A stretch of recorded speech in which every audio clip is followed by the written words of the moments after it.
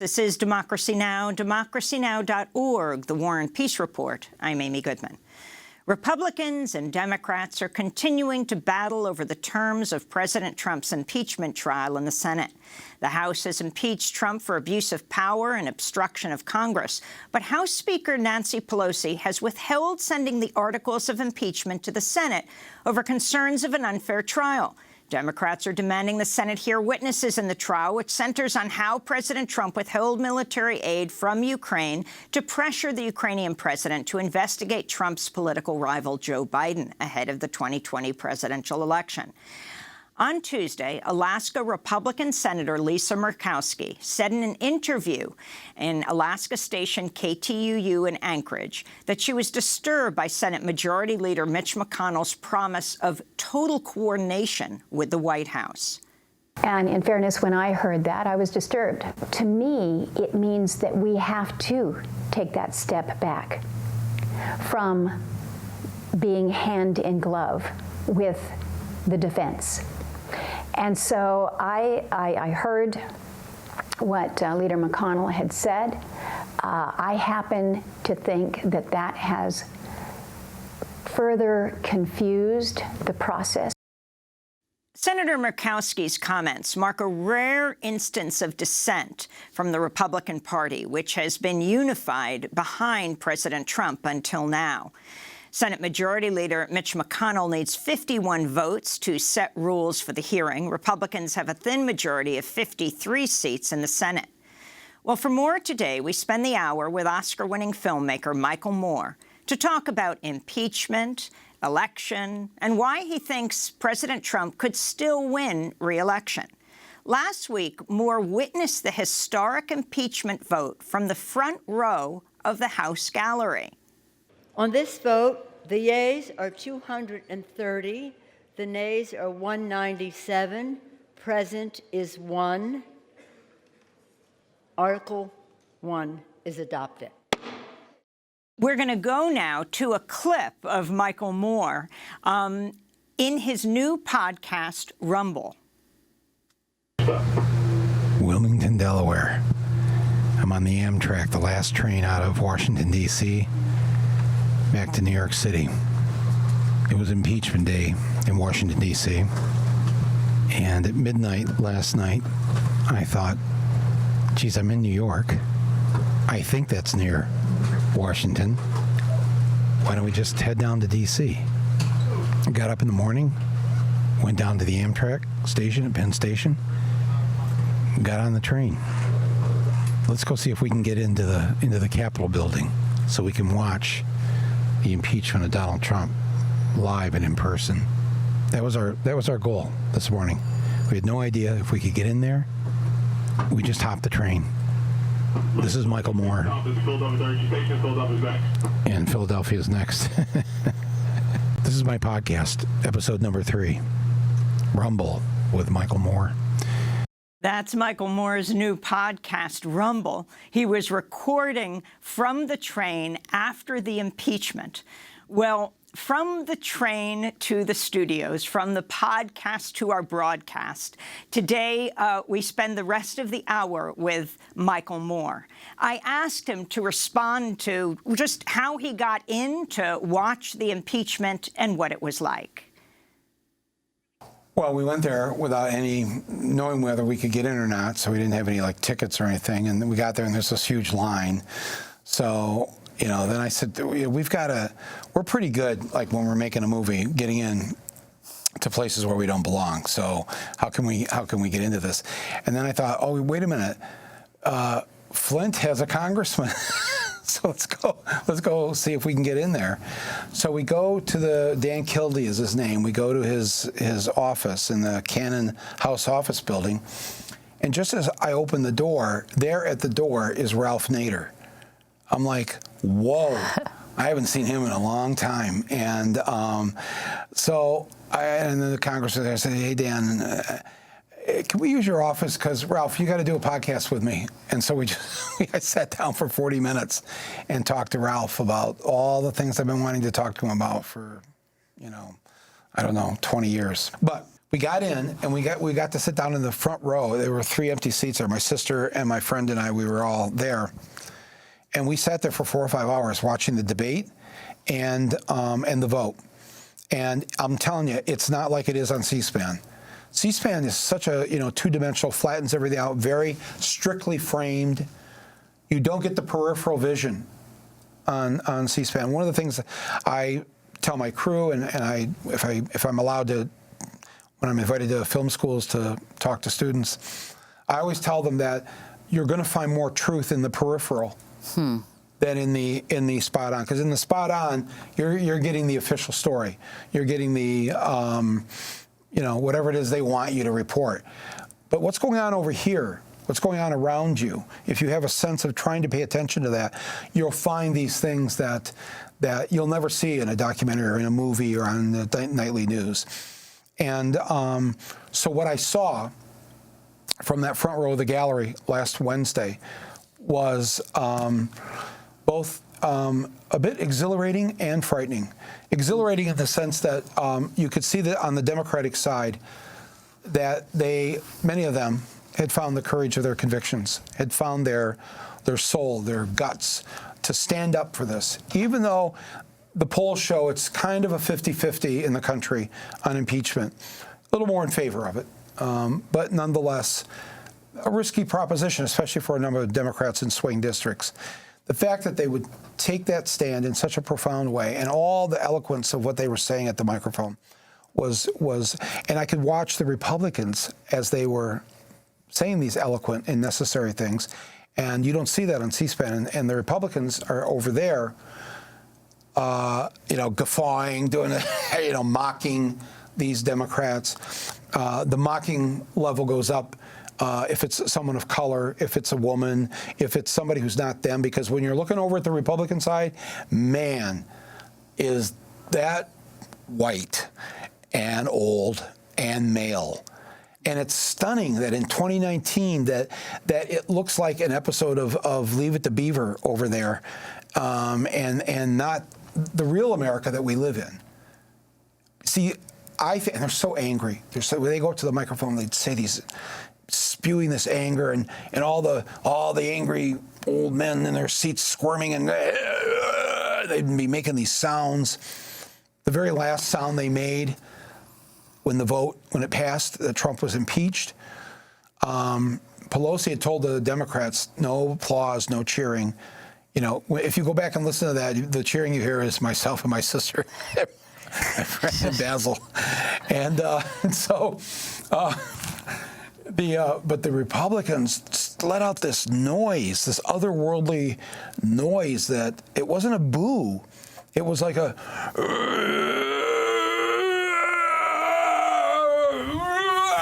And it's like, wow. And I said to my sister, that is what the dying dinosaurs must have sounded like in their final moments. So the good news is here, those are the dying dinosaurs. And they know it. They know it because the demographic has changed. It's not their America anymore. It's 70% of the eligible voters next November are either women, people of color, or young people between 18 and 35. That's the majority of the people eligible to vote next year, not them. They're the minority. They know it. They know the country has changed, and they know by the 2040s, white people will be the minority in this country. And that's really, the racial element of this never really gets discussed, but I think that is what's hugely driving them. Well, Michael, these dying dinosaurs, as you call them, Republicans, have been dismissive of the charges against Trump. I'd like to turn to Georgia Republican Barry Loudermilk, who essentially compared Donald Trump to Jesus. The Sixth Amendment guarantees the right of the defendant to face their accuser. But not only have the Democrats prohibited Republicans and the president from questioning the so-called whistleblower, his identity has been kept secret. Before you take this historic vote today, 1 week before Christmas, I want you to keep this in mind. When Jesus was falsely accused of treason, Pontius Pilate gave Jesus the opportunity to face his accusers. During that sham trial, Pontius Pilate afforded more rights to Jesus than the Democrats have afforded this president in this process. So, Michael, your response to what Loudermilk said, and in particular, I mean, you've made the point that when you were growing up, there's no way that the Republican Party would stand by what Donald Trump has been doing, what someone like Donald Trump has done. So what do you think accounts for this shift in the Republican Party? But first respond to what Loudermilk said. Let me just say, because I went to Catholic school, that rendering of Pontius Pilate and Jesus is completely wrong. Did not get to face the accusers, there was no trial. Pilate's just deciding he's the oppressor from Rome. Palestine, Judea, whatever it was called then, was an occupied territory by Romans. By the way, I want to point out, we have very progressive nuns in our Catholic school, and sadly, a lot of Catholics are taught, the Jews killed Jesus, and and it's like, and our nuns were like, no. The Jews did not kill Jesus. The Italians killed Jesus. All right, it's a fact. These are Romans. That's who did it. But I think because the nuns were all Irish too. By the way, I think there's an Irish-Italian thing going on there. But so none of that happened. What he just said. Okay, but that's true for most of what they speak. There's some.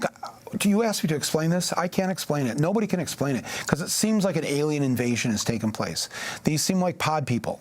If you move on, posted a great photo on Instagram yesterday of the shot of them sitting there, and it really looks like invasion of the pod people. They have come here, they've taken over a human form, and they just spew things that are just completely not true. I believe if Trump told them that the sun rose in the west, they'd back that 100%. None of it matters to them. They don't care. And you're right. When I was growing up, my grandfather, he was born in the 19th century, so he came out of those Republicans that were Lincoln people, and they were abolitionists. They supported women's right to vote, et cetera. So no, he wouldn't even recognize this at all. But I think now, and what I encourage people to do, especially over the holidays, if you've got a Republican relative coming over for Christmas dinner, or I was going to say for Hanukkah, but I don't know why. First of all, you'd have a Republican relative, and second of all, I don't even know why he would come. But let's say you do. You can't spend any time on, don't waste any of your energy. All of our energy has to be on getting out the people who are the majority of this country, the majority of our fellow Americans. And we couldn't say this during the early women's movement, during Vietnam, during the civil rights movement. We couldn't say the majority of Americans support civil rights. King had to, and Malcolm X, and everybody had to. There was work to be done, serious work. We don't do any work. The majority of Americans believe climate change is real. The majority of Americans believe women should be paid the same as men. The majority of Americans believe the minimum wage is too low. Go down the whole list. The majority agree with what is discussed on this show every single day. So hats off to you and to everybody else who's worked all these years. The majority of our fellow Americans now share these progressive values. So the onus is on us then. How do we get the vote out with the people that already agree with us? Oscar-winning filmmaker Michael Moore. His most recent documentary, Fahrenheit 11/9. His other films include Michael Moore in Trumpland, Fahrenheit 9/11, Bowling for Columbine, Sicko, Capitalism: A Love Story, Where to Invade Next, and Roger and Me. Michael Moore has just launched a new project, a podcast called Rumble with Michael Moore. As Democracy Now!'s Nermeen Sheikh and I continued our interview with Michael, we asked him about Trump's comments at a rally on impeachment night when Trump spoke about Michigan Democrat Debbie Dingell. Michael Moore is from Michigan. Debbie Dingell holds the seat formerly held by her husband, John Dingell, who died earlier this year and held the distinction as longest-serving U.S. Congressmember. Debbie Dingell, that's a real beauty. So she calls me up like 8 months ago. Her husband was there a long time. But I didn't give him the B treatment. I didn't give him the C or the D. I could have. Nobody would have, I gave the A+ treatment. Take down the flags. Why are you taking them down? For ex-Congressman Dingell. Oh, okay. Do this, do that, do that. Or rotunda, everything. I gave him everything. That's okay. I don't want anything for it. I don't need anything for anything. She calls me up. It's the nicest thing that's ever happened. Thank you so much. John would be so thrilled. He's looking down. He'd be so thrilled. Thank you so much, sir. I said, that's okay. Don't worry about it. Maybe he's looking up. I don't know. So there he is, President Trump in Michigan, in Battle Creek, attacking the Congress member Debbie Dingell and her recently deceased husband, John Dingell. Yes. Right. And I know, obviously, I know both of them, knew him, know her, Michigan. Yes, what's surprising, he's crass and cruel, and he's a bully.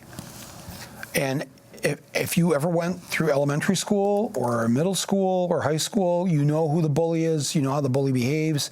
That's the way it works for him. And you talk about the importance of understanding President Trump. Explain why he would say this in Battle Creek, Michigan. How is Dingell viewed? How is the now deceased congressman who he said is looking up from hell? Yes. Well, I think, and I had tickets to that event. But once it was announced that Wednesday was going to be the impeachment day, and then I'm waiting till that morning to decide, and should we fly to Michigan, because I actually got tickets to, you can sign up and get under a different name. And so we were all going to go to Battle Creek, because we all know Battle Creek in Michigan. Battle Creek invented the breakfast, right? Both Kellogg's and Post are there, and so all your Frosted Flakes. Are you Frosted Flakes or are more Captain Crunch? Captain Crunch. I'm guessing you're not Captain Crunch. Okay, so but we wanted to go there, so I had friends go, and they said you can't really tell by the sound levels and the way the picture is framed there, but in the greater arena, people were stunned. They were like. And it's like one of those moments where you say, yeah, even with some people, there is a bridge too far for them. That was a bridge too far. And the sort of laughter you hear wasn't laughing at that this man is in hell who just died, but they're laughing, it's that nervous laughter of, I can't believe he just said that. And so more of that. Mr. Trump, more of that will help. Do you think that's where Christianity Today is coming from? Billy Graham's founded magazine that just said Trump not only should be impeached, but should be ousted? Ousted and jailed. The most powerful evangelical magazine. Yeah. No, I think that's what here's what I honestly, I hold a position on the Senate trial that I don't think many people have, but I'll tell you how I think it could possibly happen where he could be removed. All right. First of all, Nancy Pelosi is doing the right thing by holding it up until we have a real court, not a kangaroo court, because we need to be able to call John Bolton as a witness. And John Bolton, I predict, will be the Alexander Butterfield of this trial. Alexander Butterfield was the person who worked in the Nixon White House who just blurted out there. I mean, I think they knew ahead of time, but the public didn't know. Just blurted out during the impeachment hearings for Nixon that Nixon had taped every conversation in the Oval Office since the beginning. And the public was like, what? And, of course, those tapes helped to bring Nixon down. Bolton knows what's on that national security server where they were hiding the Ukraine call. Right after the Ukraine call, all the Trump loyalists got together, as we now know, and said, we got to place that. That's illegal, what just happened. We have to place that on that server, that secure server, so nobody ever finds it. Okay, now let me ask you this, and the people watching. Do you think that's the first time they put something on that server in the last 3 years? Do you think that perhaps that was just the very first time Trump broke the law, tried to extort somebody, bribe somebody? No. We all know the answer. Even Republicans know it. That's why they don't want the witnesses. They don't want Bolton, because Bolton, even though he's not one of us, he will not lie. Under oath, he will tell the truth. He will say, I happen to know we put other things on that server too. And at that point, the server is going to have to be subpoenaed, and the American people are going to hear what else is on that server, and it's going to make Ukraine look like, no crane. I mean, it's going to be like the average American is going to stop looking for where Ukraine is on the map, and they're going to start, they're not going to believe what they're going to hear. So if that can happen, that's why Pelosi and these guys are pushing. And John Roberts, remember, is presiding over this. So the Chief Justice of the United States of the trial Supreme Court in the Senate, he'll preside over it. Maybe he has some say in this too. Let's say it happens. Here's what could happen. There's 53 Republicans. Trump can keep the majority of them as his supporters. 33 of them. 33 of the 53 can still yay Donald, but we only need 20 to remove him. All right? I believe this, Amy, okay? And this, I know this is going to sound crazy, but crazier things have happened in our lifetime, all right? Nobody ever expected Mandela out of prison, let alone become the president of South Africa. I never thought I'd see the Berlin Wall come down. Gay marriage, same-sex marriage, after 2004, when 14 states put it in their constitution, making it a crime to be in love with somebody of your gender. No, we have witnessed things that we never thought. A black man being elected president of the United States. Never in your lifetime do you think that would happen, 12, 15 years ago. You never would have thought that. So you have to go with me on the possibility of this, of why we should push for a real trial in the Senate. Because if it comes out that there's other things on that server, and if we hear what's on that server, he's going to lose 20 senators. Here's how he's going to lose them. There's going to be 20 who are going to be deathly afraid. There's already 5 or 6 Republicans that are afraid they're going to lose their Senate seat this coming year. But there will be 10 Republicans of the 53 who are going to be scared to death that they're going to be removed either in 2020, 2022, or 2024. And they are going to, out of self-interest, not go down with the ship, not go down with Trump. And they are going to vote to remove him because of what's been revealed. That's 10. The other 10 is what I will call the religious 10, led by Mitt Romney. These are people, for their own reasons, no judgment, but they actually do believe. They're real believers. And they have had to hold their nose at the immorality of this guy, the nose that Christianity Today could no longer hold when they wrote that editorial, that he has to go. There are 10, I believe there are 10 true believers who believe in their Christianity enough to where they find him repulsive, repugnant, and stands for against everything, the things that they believe in. And there are going to be 10 of those, led by Romney, that are going to say, I morally cannot support this any longer. I want to believe of the 53, there are 10 who have a conscience and who truly believe in their Christianity or their Mormonism to the point where they are not going to attach themselves throughout history to this man. They don't want their kids to grow up, their grandkids to grow up to be like this. It's an awful, awful thing. They know it. A lot of them know it inside. How does Nancy Pelosi guarantee this? How did she get this? She's doing what she can do right now by not giving them the articles of impeachment. There's going to be a big fight. This could end up in court. This could, but she did. I think she did the right thing, and I think that if she's successful, if witnesses, the latest poll on that one, 72% of the American public believe that witnesses should be called. Even Republicans believe that. The witnesses should be called. If Bolton's called, if Bolton tells the truth of what's on that server, boom, mic drop. But no Republican in the House supported either article of impeachment. Right, yeah. Well, because they still think they can get away with it. The key factor here is the revelation of more than just Ukraine, of things that really affect people in their daily lives. You know, how many times have we seen in the past when the mic is accidentally left on and some politician says how much they don't give a crap about the working person? Or well, Mitt Romney himself, when it was left on, talking about all those have-nots, all the takers, you know. Man, I mean, I'm telling you, something even far worse than that has been hidden on that server. They don't want the American people to hear it, because if the American people heard it, even people that don't share my politics would say that's enough. And there would be hopefully 10 senators who want to get reelected and maybe might not now.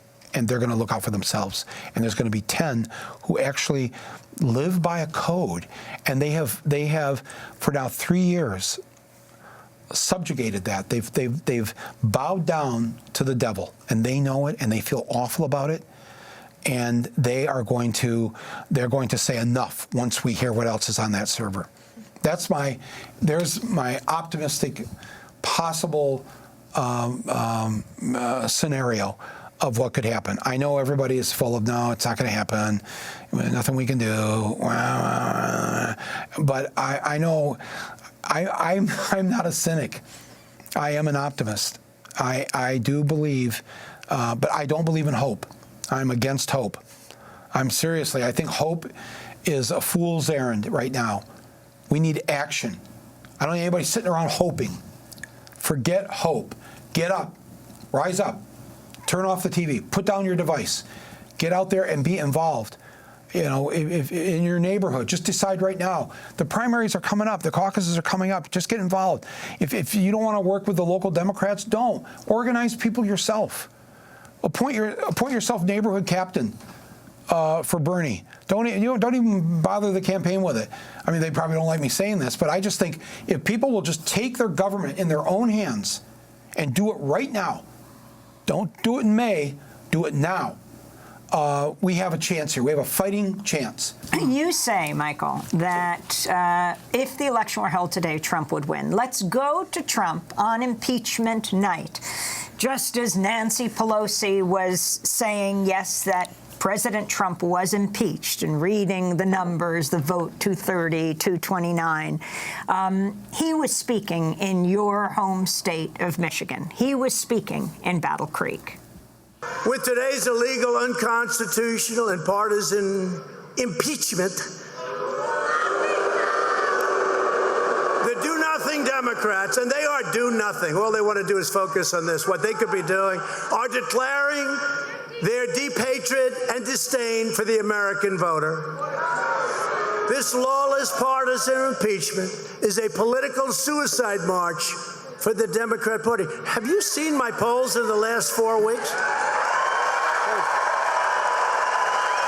It's crazy. So that's President Trump, impeachment night in your state. But interestingly, you kind of agree with him. You think he would win now? I think if the election were held today, Hillary won by 3 million popular votes. I believe whoever the Democrat is next year is going to win by 4 to 5 million popular votes. There's no question in my mind that people who stayed home, who sat on the bench, they're going to pour out in California, New York, and but also in Texas and whatever. I mean, places that Trump will probably win, but yet there's going to be a much higher percentage of people voting against him. The problem is that he will, if the vote were today, I believe he would win the electoral states that he would need, because living out there, I will tell you, his level of support has not gone down 1 inch. In fact, I'd say it's even more rabid than it was before, because they're afraid now. They're afraid he could lose because they watched his behavior. So they are voracious in their appetite for Donald Trump. That's the bad news. The good news is, again, number one, never forget there's more of us than there are of them. The majority of the American people agree with us. 70% of the voters next year are women, people of color, and young adults, okay? All that on our side. So what we have to do is we have to make sure we don't give them another Hillary Clinton to vote for. The Democrats who are encouraging moderation, go to the center. Let's not upset the angry white guys. That's really what it is. The voter they're trying to convince. That's why we got to have Biden. We've got to have Klobuchar. We got to have somebody that is somewhere there, wherever that middle is now. There's really nobody in that middle, by the way. Even the Fox News poll last week showed that 54% supported impeachment and conviction, and 40-some% didn't.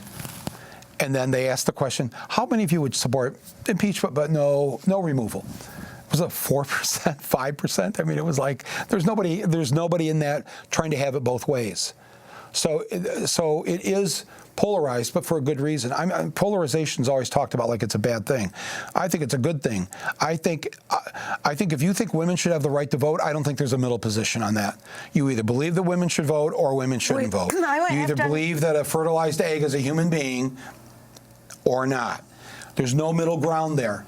And so our side has got to take this by the reins, and it's got to have the courage of our convictions to fight this. And if we do this, then he won't win the electoral states. Remember, Hillary only lost Michigan by 2 votes per precinct. That's it. And it's not because Lunch Bucket Joe stayed home, or voted for Trump. It's because when they talk about the working class, Amy, this just drives me crazy. Trump won all these working class votes in Michigan and Pennsylvania. No, what happened is that the Democratic Party didn't stand up in the way that they should have for what the youth wanted, for what people of color needed, And there were 90,000 people in Michigan, almost 90,000, who went to the polls, mostly Democrats, and very large numbers of them in Detroit, Flint, Pontiac, Saginaw. These are all black cities, majority black. They stood in line in the cold for 2 to 3 hours to vote. They went in there and they voted for state rep, state senate, county commission. We don't have dog catcher. We have drain commissioner, the person in charge of the sewage. That's the lowest name on the ballot. They stood there. They voted for the Democrats all down ballot and left the top box blank. 90,000. She only lost Michigan by 10, 11,000 votes. 90,000 wanted to send a message to the Democratic Party. You forgot us a long time ago out here, and we will not put up with this anymore. We're not going to vote for Trump, but we're not going to tolerate you sending us another Republican light Democrat. If we go that route, it's guaranteed we will lose the Electoral College. We will win when we put somebody on that ballot that excites the base, women, people of color, young people. When they wake up that morning, they feel the way that many of you watching, felt the morning that you were going to, in 2008, and you were going to get to go and vote for Barack Obama, and you couldn't believe this was happening in your lifetime. That if you remember that feeling, I'm not talking about, we're not going to discuss his 8 years. I'm just talking about that morning. That feeling has got to happen in the 18 to 35-year-old demographic. It has to happen with people of color and with women. We already feel that way. They already feel that way. It's just, will they come out and vote for a centrist, moderate candidate? I don't think that is going to happen. They're going to come out and vote for the fighter, for the person that shares their values. And the values of the majority of this country are the progressive values. In my opinion, I'm for Bernie Sanders, but I understand why people want to vote for Elizabeth Warren or I don't know. Well, nobody else actually has those particular values. So both of them are good. I've had Elizabeth in a couple of my films, but Bernie Sanders has the record. When Elizabeth said there a few weeks ago that she voted Republican until 1996, that really kind of took me. But I think, okay, well, we welcome everybody, and if you used to vote for Republicans, fine. But Bernie, go back to Bernie in 1963, the photo of him. I don't know if anybody has it in the control room, of him being arrested as a college student in a civil rights demonstration in Chicago. 1963. That's Bernie Sanders. They're hauling him away. He's not doing the thing that they teach us to do in civil disobedience, where you just go limp and let them take. He's fighting the cops. That's Bernie Sanders. He's never changed. And so I know that there's a history. So many of his ideas are now the popular way in terms of minimum wage, in terms of equal pay, mass incarceration, these things that and look, I mean, just like any candidate, he's a politician, people watching this will have their disagreements or whatever, but one thing you can't disagree with is he has been true to his convictions. He will fight like hell for us. The fact that 52% of young people are for him in the latest poll, 52% of young voters are for him. The millennial that's running, 2%. 2% of 18 to 35-year-olds are for the person their age. Young people want You're talking about Poop Buttigieg. Yeah, Poop Buttigieg, yes. I'm not trying to pronounce the name. It is Buttigieg. No, but that the youngest people want the oldest person. Why? Why? How could that be? I think it's because they know their future is screwed. The future of this planet is, they probably think, and they may not be right, that it's already too late. I mean, Bill McKibben came on this show 10, 12 years ago and told us if we went above 350 parts per million of carbon in the atmosphere, that's it. There's no turning back. There's no reversing it. We're at 415 parts. The younger generation, see, myself, I will probably make it out of here without the awful, horrific collapse. I'll see some of it. We're seeing some of it now. Bernie, he's fighting for this. They know he's fighting for their future. Bernie has no future. No offense if he's watching. I mean, live long and prosper. But let's just admit, he's in the final quarter of his life, and he's willing to give up his final years to fight so that these 18 to 35-year-olds will have a future. And they know that. That's why they're for them. And I say to adults my age, maybe we owe it to the young people, because we were supposed to leave them a better country. We were supposed to leave them a better planet. And we, the 60s and 70s generation, we haven't done that. So maybe we owe it to these young people to get behind the person they want. It's their future. That's our responsibility. This is Democracy Now!, democracynow.org, The War and Peace Report. I'm Amy Goodman as we spend the hour with the acclaimed filmmaker Michael Moore, who joined us in our New York studio just before Christmas.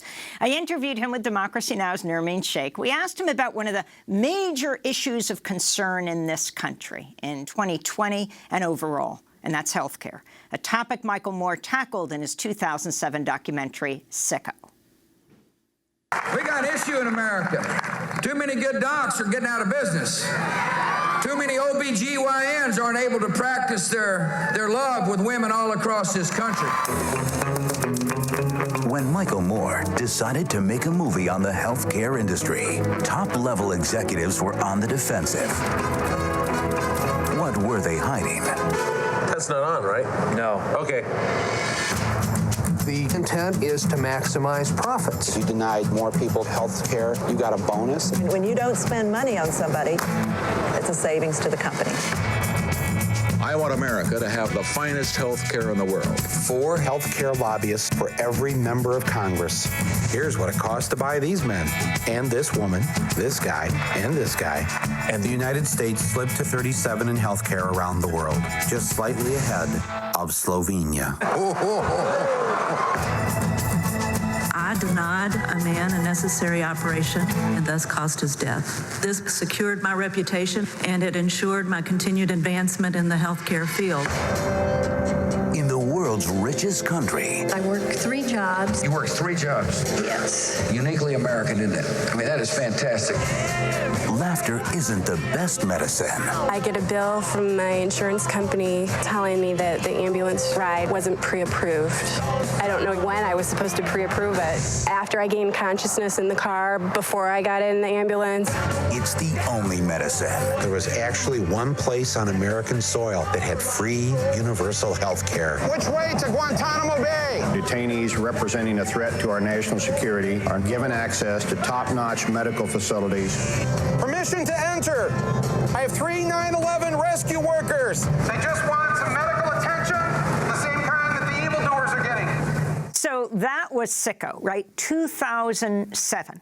Talking about health care in this country. I wanted to turn right now to the debate moderators, the news personalities on television, framing the question of health care as a question of, will you increase our taxes? You have not specified how you're going to pay for the most expensive plan, Medicare for All. Will you raise taxes on the middle class to pay for it, yes or no? It will drive up taxes to pay for health care. And not just the wealthy will pay for that, the middle class will also pay for it. Very good. What do you say to voters who are worried that your position on Medicare for All could cost you critical votes in the general election? Senator Sanders has been candid about the fact that middle-class taxes are going to go up and most of private insurance is going to be eliminated. Will you make that same admission? So that's some of the questions debate moderators and news personalities, sometimes you might call them journalists, are asking of the presidential candidates when it comes to Medicare for All. Are you going to increase taxes? Talk about the framing of that. Well, these questions are asked by these moderators who work for news organizations that are owned by large conglomerates who have a vested interest in maintaining the status quo. So the real question never gets asked in terms of, it's all, yes, I always want to pin them on how much is it going to cost in taxes. And the answer to that is, well, actually, we pay more taxes than any country on earth, more than the Scandinavians, more than the French. And people go, what do you mean by that? No, we don't. You can look at their tax rate and our tax rate. And I said, no, it's because we lie. We don't call what they get for their taxes, we don't call it a tax here. We call it tuition. We call it copayment. We call it, daycare fees. You know, in France, in Norway, countries like that, they get those things for free or nearly free because they pay taxes for it, and everybody gets it. If you're qualified to go to the Sorbonne in Paris, you go there for free. You know, you pay for your books in France. Daycare in France is about $1, $2. If you make a lot of money, you got to pay $2 an hour for your daycare of your kids. If you take the average of what people spend just on daycare, what you spend a week, let's say you're paying a couple $100s a week in daycare. It's probably more for some people. Let's say your college debt you're paying off is a couple $100s a month. Let's say that during the year, through copays and deductibles, well, I know what that number is. The average American pays about $6,000 between things that aren't covered or they have to pay part of their premium, copay, deductible. Add all that up, the $200 a month for the daycare and the $200 a month for the college. So that's, you know, per year it's $2,500 for each of those. Then now you're at $5,000, $6,000 for the health care. Each American is paying about $11,000 that you don't pay if you're French or Spanish or Swedish. Yeah, we don't call it a tax. We have all these other fake names for it. They just get this stuff, and they get it, and they get a good version of it. I mean, we were making this film. I came down, I had a flu or something or whatever. It was the middle of the night. It didn't feel good. And our French producer said, "Oh, just get the doctor to come over." I said, "It's like 2 in the morning." No problem. I said, "What, you mean doctors here make house calls?" He goes, "Yes, we will have to pay $50 when he or she gets here. But if you're French, you can turn that in and get the $50 reimbursed." So 2 in the morning, I had a doctor arrive where I was staying and check me out and make sure the fever was okay or whatever. And they gave him $50, and I'm not going to get the $50 back because I'm not French, but I couldn't believe it.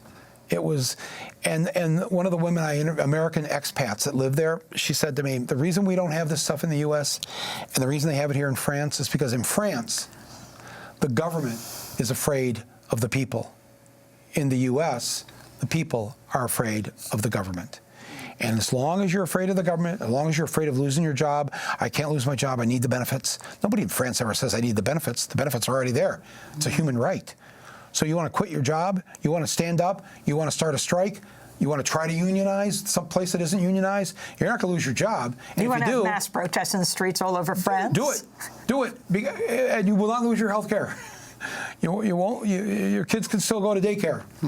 Your parents that are in the old age home, they're taken care of. None of that's coming out of your pocket. Wow, think of the freedom, the absolute freedom if you didn't have to worry about how to pay for these things and how much extra time you would have to get politically involved. Our system is set up so you are struggling from paycheck to paycheck where you don't know what's going to happen next. You're constantly on the edge of, what if I lose my job? What if you lose your job in France? The government will take care of you to find a new one. It's like, how do they have the money to do that? They must be taxing people.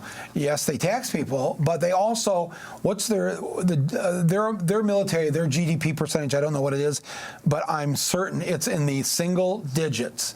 Not this country. How much of your taxes go to some form of the military or homeland security? I'm sure it's over 50% at this point. So that's how we choose to spend our money. What if we chose to spend it on the people? How much better it would be. Michael Moore, I want to thank you for being with us. Academy Award-winning filmmaker. His most recent documentary, Fahrenheit 11/9. His other films include Michael Moore in Trumpland, Fahrenheit 9/11, Bowling for Columbine, Sicko Capitalism, A Love Story, Where to Invade Next. Well, that's a good one. I like that one. Last week, Michael Moore witnessed the historic impeachment vote from the front row of the gallery, and he has just launched a new project, a podcast. It's supposed to be weekly. It's called Rumble with Michael Moore, but you're doing it daily, Michael? Well, I'm just doing it through the holidays, mostly every day, just because I've never done this before. I mean, you had a radio show like forever, so you're very used to this. I'm a filmmaker, so I started a week ago, last Tuesday, and I am going to do it until New Year's, pretty much on a daily basis. Yesterday, I did one from my dentist chair. I had some dental work done. I asked, the dentist is a very political dentist, so I always talk to him about politics. I asked him, "Would you mind if I just recorded this?" So you get both us talking about Trump and Murdoch, and also you hear him drilling my 2 teeth. So I know it'll feel a little painful to have to listen to that drill. Nothing is more painful than what we've had to go through in the last 3 years. Filmmaker and activist Michael Moore, his most recent documentary, 11/9. He won an Academy Award for his film Bowling for Columbine.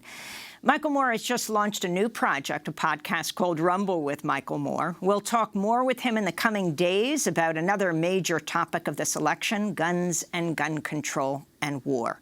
That does it for today's show. Democracy Now! Is produced by Mike Burke, Dina Guzder, Nermeen Sheikh, Carla Wills, Tammy Warnoff, Libby Rainey, Sam Alcoff, John Hamilton, Robbie Karen, Hani Massoud, Sharina Nadura, Tamery Astudio, Adriano Contreras, Maria Taracena, Mike DeFilippo and Miguel Noguera are engineers. Special thanks to Miriam Barnard, Becca Staley, Julie Crosby, Hugh Grant, David Prude, Vesta Godars, Karl Marxer. I'm Amy Goodman. This is Democracy Now!, democracynow.org, The War and Peace Report. Thanks so much for joining us.